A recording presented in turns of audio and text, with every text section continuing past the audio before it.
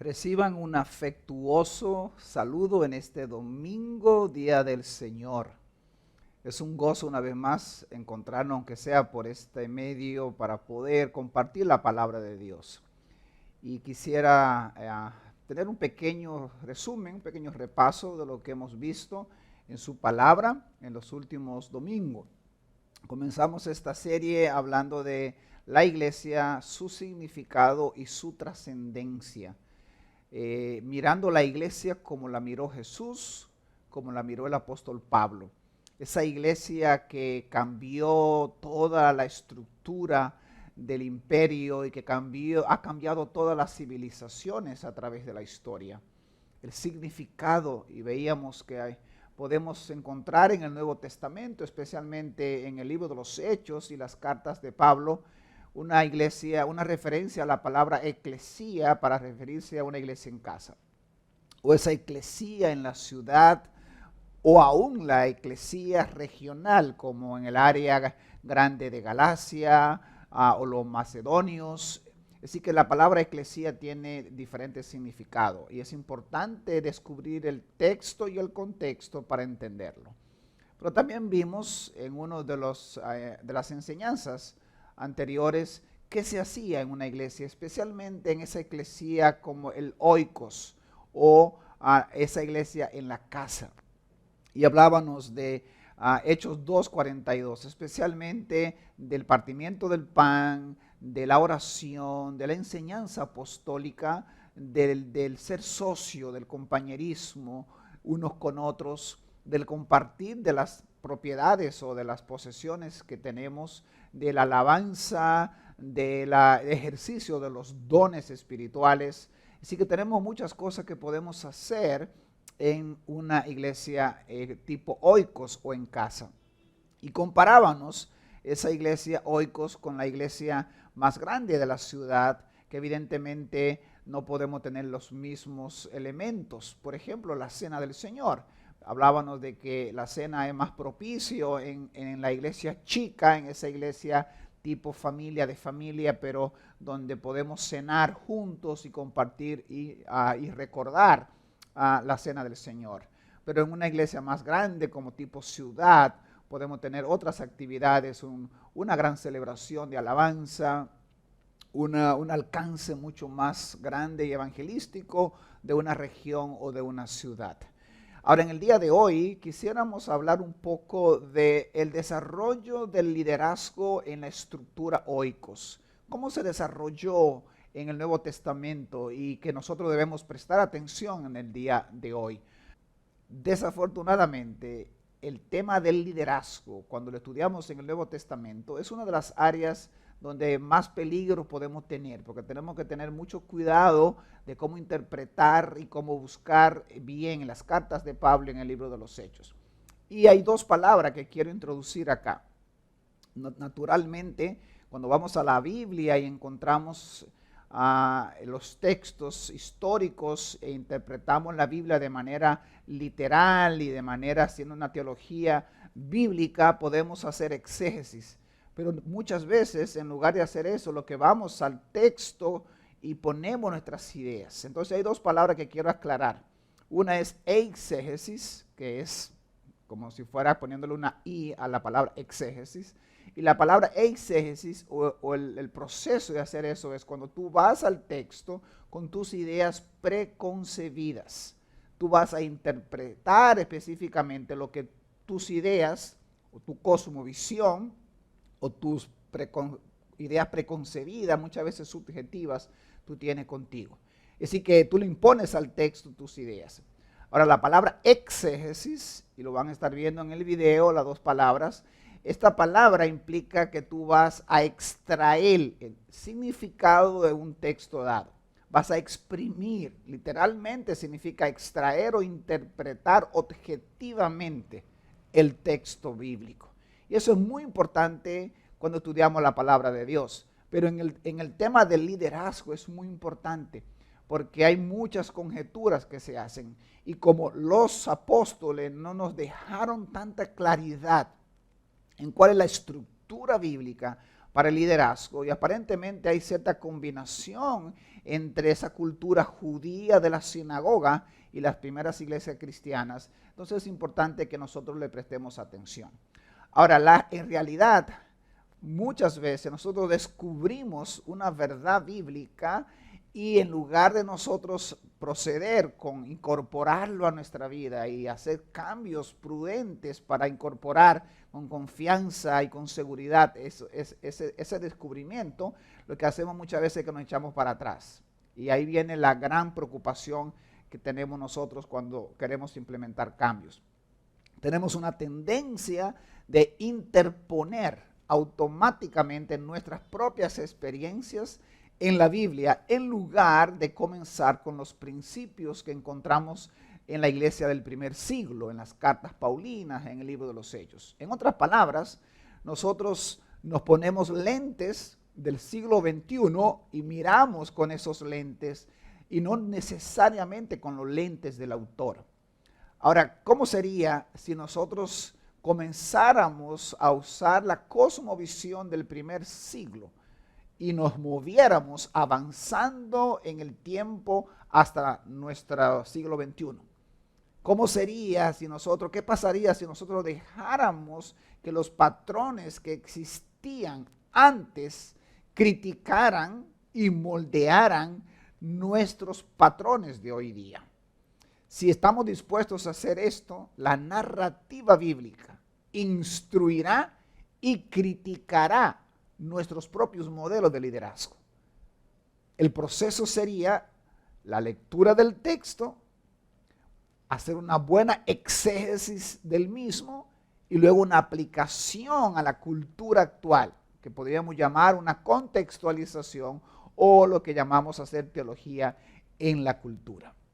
Espero que esta introducción nos ayude para el tema de hoy de la iglesia, su significado, su trascendencia, sobre todo en el tema del liderazgo de la iglesia. Lo primero que quiero compartirles es que la iglesia, el oikos, funcionó como una incubadora. O sea, esa estructura de la casa fue como una incubadora para líderes que se iban desarrollando. Las primeras iglesias en las casas desarrollaron líderes de manera natural. A menudo las personas que abrían sus casas eran los que desarrollaban su propio rol de liderazgo. El anfitrión que poseía casa, recursos y tomaba la iniciativa de abrir su casa, entonces por lo general era el pastor, el líder, el encargado de esa iglesia en casa. Se han preguntado por qué Pablo logró desarrollar el liderazgo bastante temprano en las iglesias primitivas. Bueno, yo me he hecho esa pregunta. Y la razón es que en las iglesias que plantaba Pablo no vemos una estructura muy complicada ni formal de liderazgo. ¿Por qué? Porque Pablo utilizó la estructura del oikos, o sea, la casa, para desarrollar el liderazgo de manera natural. Para la congregación que se reunía en una casa, la estructura de liderazgo ya se encontraba en el lugar desde antes de que la gente llegara. Ahí estaba el esposo, el hombre, la mujer, los hijos y toda esa familia. Así que la estructura ya estaba dada. Por eso los códigos del hogar que encontramos en Efesios, que encontramos en las cartas pastorales, que encontramos en Colosenses y en Pedro, eran tan importantes porque daba la estructura natural para el liderazgo de la iglesia. Los líderes emergieron entonces dentro del entorno de las iglesias en casas. Es hasta que Pablo escribe luego, al final de su vida, antes de morir, las cartas pastorales, es que aparece una cierta estructura, aparece cierto nombramiento o imposición de manos sobre los líderes. Ahora, lo posible a una respuesta o una posible respuesta a esto es que en realidad no era necesario que los mismos dueños de las casas que abrían sus hogares fueran designados, le impusieran las manos, porque ellos de manera natural ya eran los líderes de esos oikos o de esas casas iglesias. El liderazgo natural produjo un crecimiento explosivo se reproducían rápidas las iglesias, porque una familia, si invitaba a varias familias, crecían tan rápido que tenían que buscar otra casa, y entonces alguien ofrecía esa casa y automáticamente era la persona encargada o el líder de esa iglesia. Veamos algunos ejemplos así a vuelo de pájaro, especialmente en las cartas paulinas. En Primera de Corintios vamos a encontrar el texto que van a estar viendo en la pantalla, que dice: las iglesias de la provincia de Asia les mandan saludos, en el versículo 19. Aquila y Priscila los saludan cordialmente en el Señor. Y viene una parte que es lo que va a aparecer en los 4 textos que le voy a leer a continuación, con este texto. Y dice: la iglesia que se reúne en la casa de ellos. Y ahí van a encontrar en el griego, que lo estoy colocando en la pantalla para que lo puedan ver, kat oikon auton ecclesia, o sea, la iglesia que se reúne en la casa de ellos. Por igual en Romanos 16:5, igual, saluden a la iglesia, igualmente a la iglesia que se reúne en la casa de ellos, y aparece la misma expresión o construcción en el griego. Luego lo encontramos en Filemón, dice: a la hermana Apia, Arquipo, nuestro compañero de lucha, y a la iglesia que se reúne en tu casa. Y finalmente en Colosenses 4:15, saluden a los hermanos que están en la Odisea, como también a Ninfas y a la iglesia que se reúne en su casa. Es decir, que esta expresión de kat oikon auton ecclesia, más o menos así se debería leer, así que recuérdense, yo no hablo griego, pero esa es la idea, significa para muchos exégetas, recuérdense, la palabra exégesis tiene que ver con interpretar correctamente el texto, el significado del texto. Para muchos estudiosos y exégetas del Nuevo Testamento, esa expresión significaba la iglesia que se establece como una casa. O sea, esa iglesia que no necesitaba un templo, sino una casa, y se establecía una iglesia en ese lugar. Entonces, los líderes de esas casas o de esos oikos que se convertían en eclesía, en casa, estaba muy claro que esos líderes eran muy importantes en términos de la vida y de la iglesia, independientemente del título que tuviera. Así que los apóstoles, por un lado, y los líderes de las iglesias en casas eran la estructura básica que comenzó a expandirse por todo el Asia y por todo el mundo conocido por los apóstoles y por la iglesia del primero, segundo y tercer siglo. Así que era muy sencilla, fundamental. Ahora, a la par de esto, es importante que nosotros entendamos que hay una enseñanza bíblica en el Nuevo Testamento fundamental que llamamos el sacerdocio de todos los creyentes. O sea, todos nosotros somos sacerdotes, ya no tenemos que esperar a un sacerdote como en el Antiguo Testamento, sino que todos tenemos dones para ejercer, y de hecho se nos estimula a hacer esto. Y vimos un poco esto en una enseñanza anterior. Pablo, de hecho, utilizó diferentes metáforas para hablar de la iglesia. Por ejemplo, la familia de Dios en Efesios 2:21. Pablo consideraba a los miembros de la iglesia como una familia. En el mismo libro de Efesios habla de la iglesia como la novia, en aquel pasaje del capítulo 5, 26 y 27. También habla en el mismo Efesios capítulo 2, 19 al 20, de la iglesia como una casa que se está construyendo, como un edificio. Habla de la iglesia como el cuerpo de Cristo. Así que hay muchas metáforas para hablar de la importancia de nosotros estar conectados unos a otros, ministrándonos unos a otros, sirviéndonos unos a otros. Y el contexto del oikos, de esa iglesia en casa, desarrollaba entonces líderes naturales. No había que imponer, no había que elegirlos. Todos lideraban, todos servían.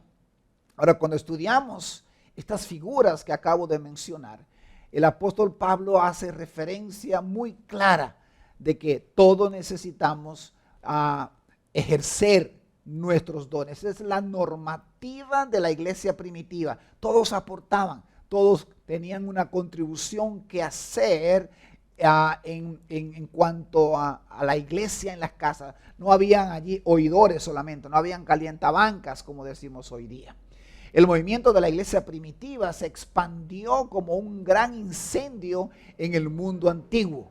Uno de los secretos, dice un autor, que de esta rápida expansión, esa explosión, fue el total involucramiento de laicos, o sea, de todo el cuerpo de Cristo, en el ministerio de las iglesias en casas, en el ministerio de la iglesia en la ciudad.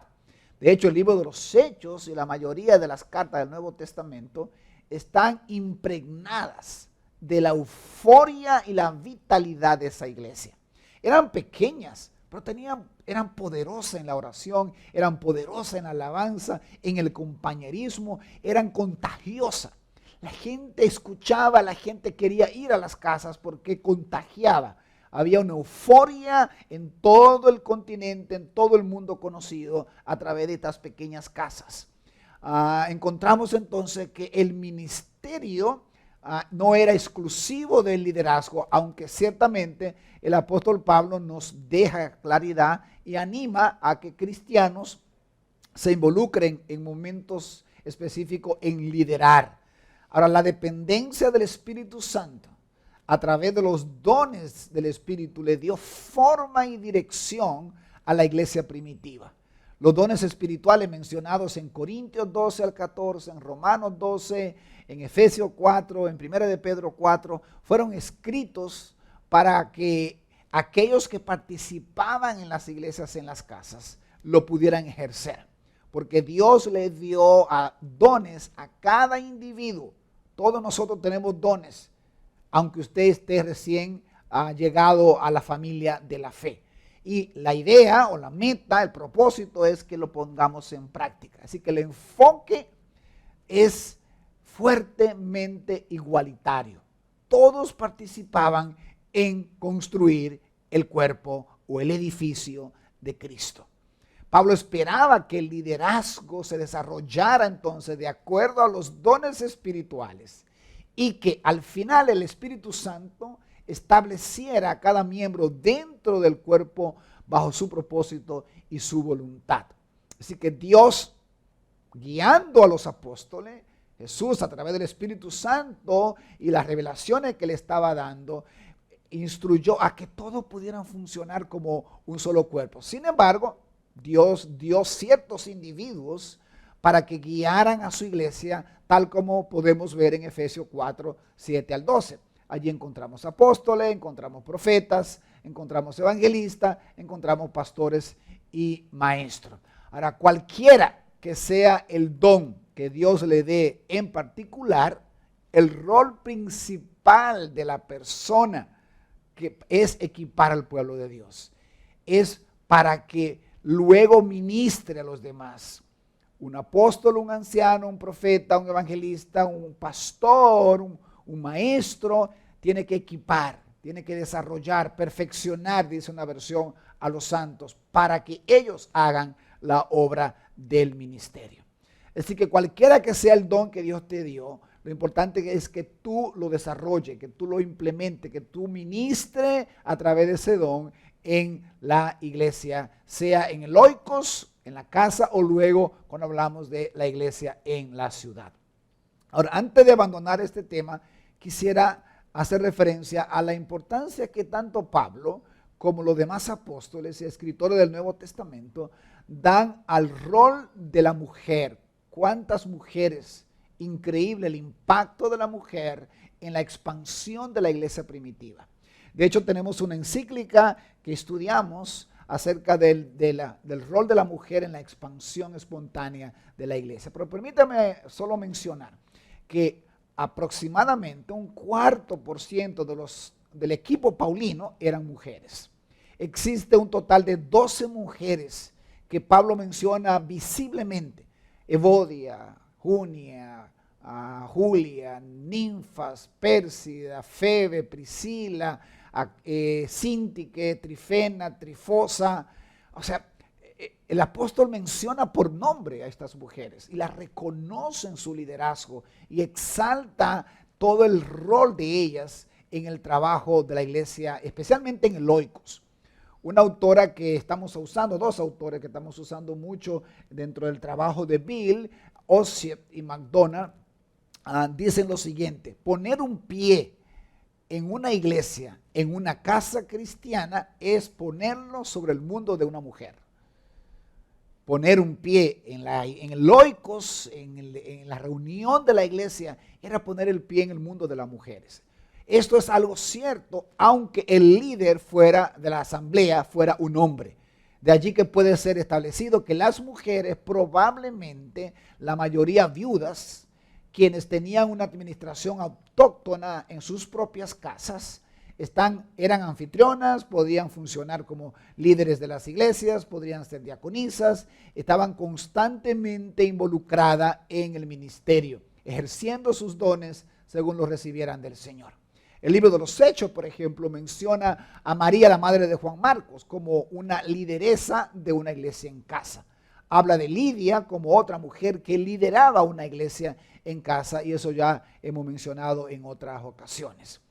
Ahora, permítame pasar al liderazgo como rol, porque sí hay un rol de liderazgo y es importante que nosotros lo podamos aclarar. El cargo o el rol de obispo, vamos a ver esas palabras en el original, en la pantalla. El rol del pastor o el rol del anciano que encontramos en Tito y en Timoteo son importantes. Eran términos que se usaban, pero lo importante es que entendamos acá, que hablemos de obispo como supervisor, hablemos de anciano o de pastor, o hablemos de un presbítero, esos términos eran intercambiables.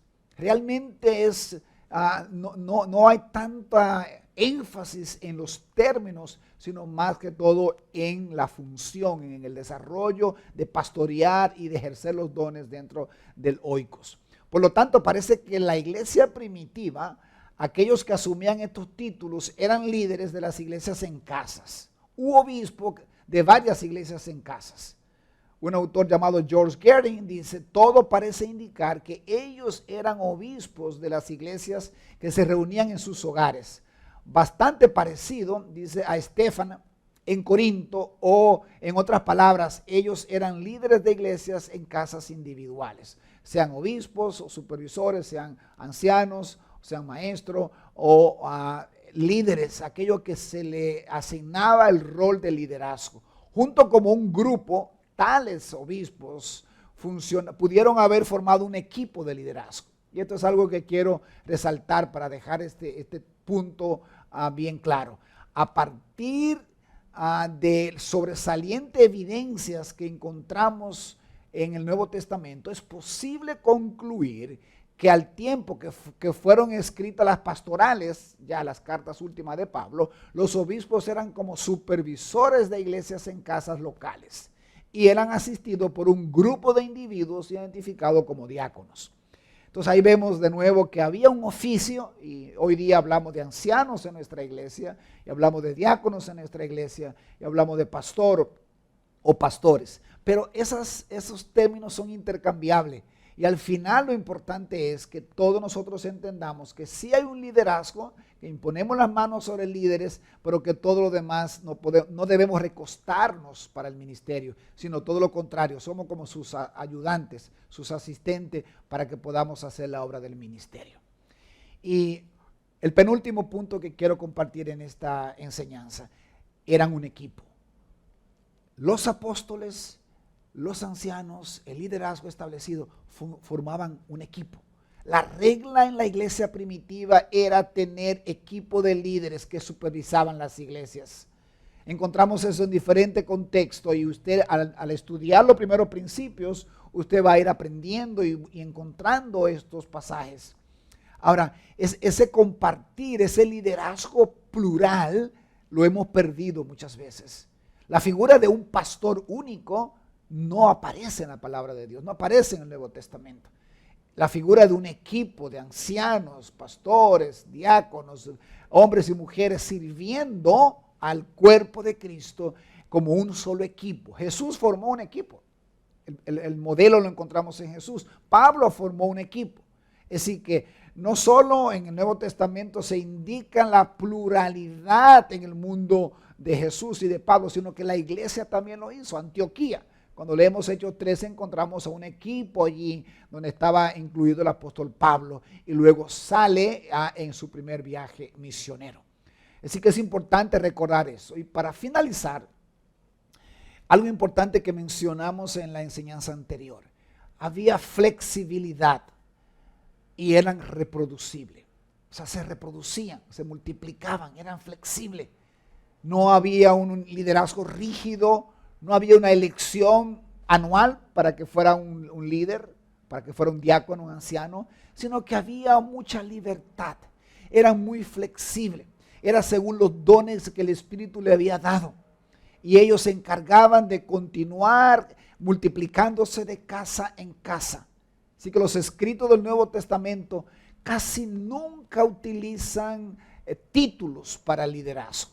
Los ancianos y los diáconos surgieron de esa estructura, ya mencionaba, del oikos, de la estructura oikos. Entonces, equipo de líderes ministrando juntos eran simplemente el resultado del propio ministerio de Jesús, de Pablo y del resto de los apóstoles.